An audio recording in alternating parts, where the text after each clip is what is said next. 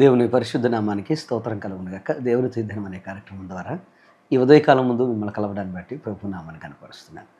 ఈరోజు దేవుడు మనకు సిద్ధపరిచిన వాక్యాన్ని మనం ధ్యానం చేద్దాం. కీర్తన గ్రంథం 126వ కీర్తన 5వ వచనాన్ని మనం ధ్యానం చేద్దాం.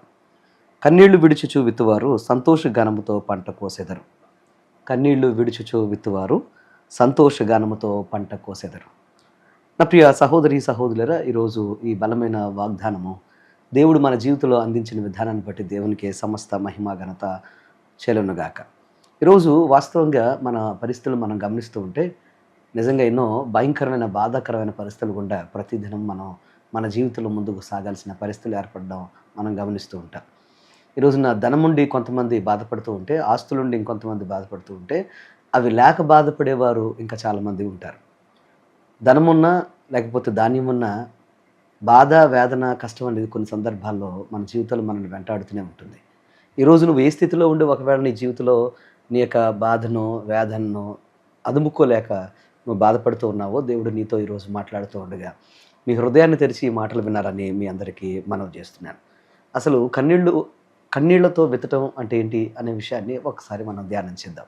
ఎందుకంటే పరిశుద్ధ లేఖనాన్ని మీరు గమనిస్తే కన్నీటితో విత్తువాడు సంతోషగానంతో పంట కోస్తాడని దేవుని వాక్యం సెలవిస్తుంది కనుక కన్నీటితో విత్తడం అంటే ఏంటో ఒకసారి మనం ఆలోచన చేద్దాం. కన్నీటితో విత్తడం అంటే కష్టంతో విత్తడం, బాధతో, అలాగే కష్టంతో పనిచేయడం, బాధతో పనిచేయడం, వేదనతో ముందుకు నడవడం, ఇబ్బందికరమైన పరిస్థితుల మధ్యన ఏమాత్రం అవకాశం లేని చోట ఎదురీదుకుంటూ ముందుకు వెళ్ళడాన్ని కన్నీటితో విత్తడం అని అంటారు. శ్రమతో చేసే పనులన్నీ ఈరోజు మనం ఒక రకంగా కన్నీటితో మనం చేసే పనులుగానే మనం పరిగణించాలి. ప్రియ తమ్ముడు, చెల్లి, ప్రియ సహోదరి సహోదరుడు, మనం మన జీవితంలో కన్నీటితో అంటే బాధతో, వేదనతో, ఇబ్బందికరమైన పరిస్థితుల మధ్యన మనం ముందుకు వెళుతూ ఉంటాము. అయితే మన జీవితంలో ప్రతిఫలం వస్తుందో లేదనే అనుమానం, బాధ మనల్ని వెంటాడుతూ ఉంటుంది. దేవుని యొక్క వాక్యాన్ని మీరు గమనిస్తే హన్న కన్నీళ్లు విడుచుచు దేవుని సందులో ప్రార్థన చేసిందని దేవుని వాక్యం సెలవిస్తుంది. అంటే కన్నీటితో విత్తింది ఏంటి? తన హృదయాన్ని, తన బాధను, తన కష్టాన్ని దేవుని యొక్క సన్నిధిలో కన్నీటితో ఆమె విత్తింది గనక, కన్నీటితో తన బాధను వెళ్ళగక్కింది గనక, బాధని కన్నీటిని అక్కడ దేవుని యొక్క వద్ద ఉంచింది గనక, ఆ తర్వాత ఆ కన్నీరు ఎలా మార్చబడిందంటే ఆశీర్వాదంగా మార్చబడినట్లుగా మనం గమనిస్తాం. ఈ రోజున మీరు కన్నీటితో చేసే ప్రార్థన కావచ్చు, సేవ కావచ్చు, విశ్వాసం కావచ్చు, దేవుని దృష్టిలో చాలా విలువైనవనే విషయాన్ని మీరు గమనించాలని మీకు మనవి చేస్తున్నాను. ప్రతిదినం కూడా మీరు చాలా బాధతో, వేదనతో లేస్తూ, ఒకవేళ ఇంత బాధలోనూ, వేదనలోనూ, అపజయాల్లోనూ కూడా నా దేవుడు నాకున్నాడులే అని దేవుని సేవలోనో లేకపోతే దేవుని పనిలోనో నీకు ఇచ్చిన బాధ్యతలను ముందుకు సాగుతూ ఉంటే దేవుడు వాటిని చాలా విలువైనవిగా ఆయన దృష్టిలో చూస్తున్నాడనే విషయాన్ని మీరు గమనించాలి. ఎందుకనంటే ఇబ్బందికరమైన పరిస్థితుల మధ్యన నా దేవుడు నాకుంటే చాలని ఎవరైతే ముందుకు సాగుతారో వారిని చాలా విలువైన వారిగా దేవుడు చూస్తాడు. రెండవది మనం గమనించాల్సిన విషయం ఏంటంటే విత్తడం తప్పనిసరి అనే విషయాన్ని మనం గమనించాలి. కన్నీటితో విత్తువాడు సంతోషగానంతో పంట కోస్తాడని దేవుని వాక్యం సెలవుస్తుంది కదా. కోతకు ముందు ఖచ్చితంగా విత్తాలి, అది కంపల్సరీ. దాన్ని ఎవ్వరూ కూడా కాదనట్లేనే లేదు. నువ్వు కోత కొయ్యాలి అని అనుకున్నావంటే నువ్వు ఆశీర్వాదం పొందుకోవాలి, అభివృద్ధి చూడాలి, ఆనందం చూడాలి, నీ జీవితంలో ఉన్నత స్థితి చూడాలి, నువ్వు భావిస్తున్నావంటే, కోరుకుంటున్నావంటే తప్పకుండా నువ్వు విత్తి తీరాల్సిందే అనే విషయాన్ని మనం గమనించాలి. ఎవరైతే వేదనతో, బాధతో విత్తుతారో అంటున్నారా, what you sow you will reap అనే విషయాన్ని మనం గమనించాలి. మనం ఏది విత్తుతామో అది కోస్తాం. దేవుని యొక్క వాక్యం చెప్తున్న మాట ఇదే. ఒకవేళ నువ్వు దుర్మార్గం విత్తావు అనుకో, దుర్మార్గాన్ని, దుష్టత్వాన్ని కోస్తావు.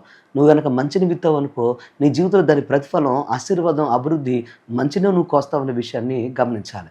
ఈరోజు ఒకవేళ మీ జీవితంలో వేదనకరమైన పరిస్థితుల మధ్యన సరే తప్పట్లేదులే అని నువ్వు ముందుకు ఏదో రకంగా ముందుకు సాగుతున్నావేమో, కన్నీటితో నీ ప్రయత్నాలు మొదలుపెట్టావేమో, బాధల్లో వేదనలో ఉండి మొదలుపెట్టావేమో, నా ప్రియ తమ్ముడు, చెల్లి, ప్రియ సహోదరి సహోదరుడా, నువ్వు తప్పకుండా విత్తావు గనక, తప్పలేక విత్తావు గనక, తప్పనిసరిగా విత్తావు గనక నీ జీవితంలో నువ్వు కోత కొయ్యడం అనేది కూడా అంతే అద్భుతంగా జరుగుతుందనే విషయాన్ని మీరు గమనించాలని మీకు మనం చేస్తున్నాను. యోసేపు తన జీవితంలో కష్టాన్ని విత్తాడు, బాధను, లోయను, అలాగే భయంకరమైన గుంటను, అలాగే బానిసత్వాన్ని విత్తాడు గనక తన జీవితంలో ముందుకు అలాగే విత్తుకుంటూ పోయాడు గనక ఒక రోజు తన జీవితంలో ప్రధానమంత్రిగా అద్భుతమైన ఫలాన్ని పొందుకున్నాడు.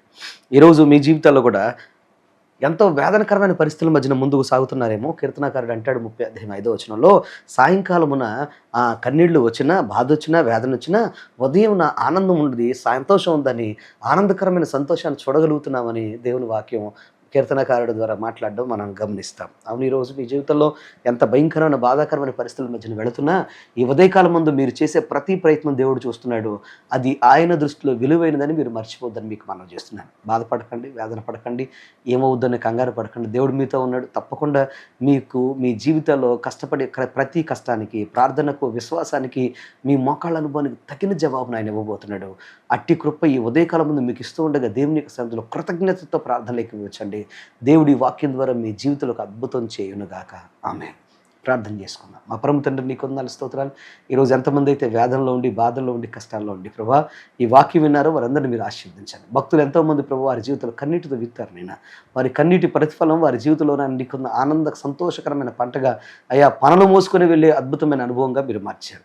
ఈరోజు నన్ను కొందారు ప్రభావ. ప్రియ బిడ్డలు ఎంతమంది అయితే ప్రార్థనలు ఏకీభవించారో వీరందరినీ కూడా మీరు ఆశీర్వదించండి, దీవించండి, బలపరచండి. వెంటాడి ప్రతి శోధన, బాధలు, కష్టాలు, కన్నీళ్లు యేసు నామములో లయమైపోవును గాక. ఎక్కడ బిడ్డలు అడుగుపెట్టి అయా బాధాకరమైన పరిస్థితుల మధ్య వ్యవసాయాలు చేస్తున్నారో, వ్యాపారాలు చేస్తున్నారో, ఉద్యోగాలు చేస్తున్నారో, అయా చేతి పనులు చేస్తున్నారు, చదువుతున్నారు, అక్కడ అద్భుతమైన విజయము కలుగును గాక. ఎన్నడూ చూడండి, మరి ఎన్నడూ చూడని ఆశీర్వాదం బిడ్డల ద్వారా చూసి కూడా దయచేయండి. ఏమైనా వాక్యాన్ని బిడ్డలకు హృదయాలు మీరు స్థిరపరిచి ఘనమైన సాక్షులను పెట్టి అద్భుతం చేసి ఆశీర్వాదం నింపమని యేసు నామమున అడుగుచున్నాను తండ్రి. ఆమేన్. God bless you. దేవుడు మిమ్మల్ని దీవించును గాక. ఈ వాక్యం మీకు దీవెనకరంగా ఉంటే తప్పకుండా మీ స్నేహితులతో, బంధువులతో పంచుకోండి. God bless you. ఆమేన్.